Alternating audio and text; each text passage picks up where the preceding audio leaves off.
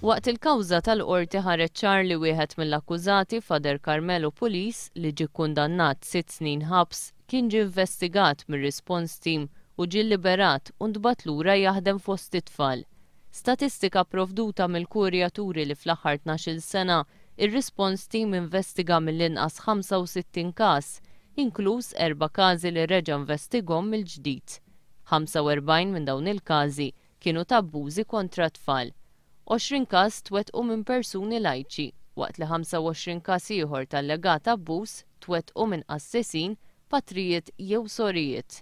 Ir-Response Team sab li f'għaxar każi ma tressqu l-ebda provi. Sab ukoll li fi 13 każ l-allegati abbużi aktar saru tas-sew, waqt li fi 13 każ ieħor l-allegati abbużi aktarx li ma ġrawx.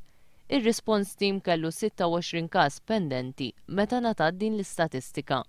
Il-ġens illum jgħid li l-Knisja għamlet sew li talbet maħfra l dak li ġara u li wriet soba li l-investigazzjonijiet damu ma ġew konklużi.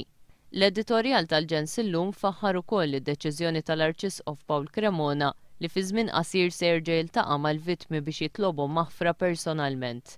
L-editorjal tal-ġens illum imbagħad jgħid li l-Knisja tagħmel sew jekk teżamina kif qed jaħdem ir-Response Team u tbiddel il-mod kif jaħdem.